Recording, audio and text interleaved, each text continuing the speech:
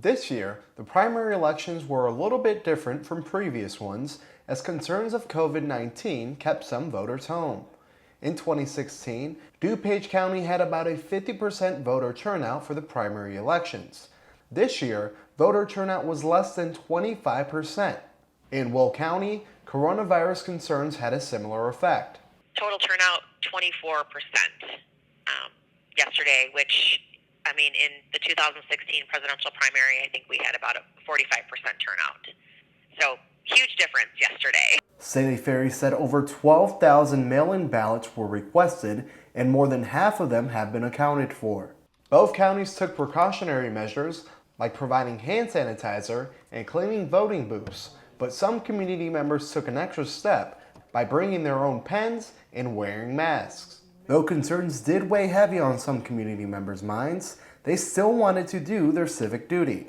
I just want to protect my family, my parents. I have 2 kids at home and my husband, and we're supposed to stay 6 feet apart. So just that makes me nervous, but I know this election is so important, so it's my duty to come in and vote.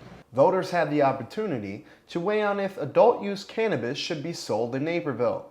In September of last year, Naperville City Council voted not to allow the sale, but later decided the community should weigh in through a non-binding referendum.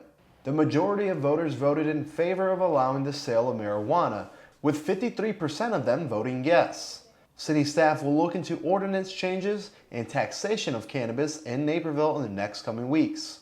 They will come back to us likely within 6 to 8 weeks with their recommendations. We would have a public meeting to discuss the pros and cons of their recommendations, and then we have to vote on that. There are also a handful of U.S. House seats up for grabs.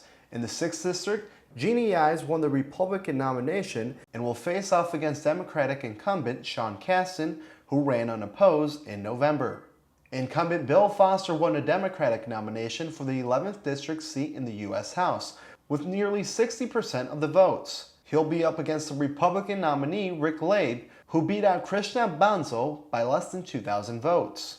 Jim Oberweis took the Republican nomination for the 14th District and will face Democratic incumbent Lauren Underwood in November. Underwood ran unopposed. Republican incumbent Grant Worley will take on Janet Yangbor in November, as she won the Democratic nomination for the state representative race for District 41.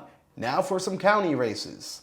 In DuPage County, Amy Chavez received 57% of the votes, which was good enough to secure her Democratic nomination for the county's District 5 seat. She'll be up against Naperville City Councilman Kevin Coyne, who ran unopposed in November. Incumbent Jim Healy did not run for re-election.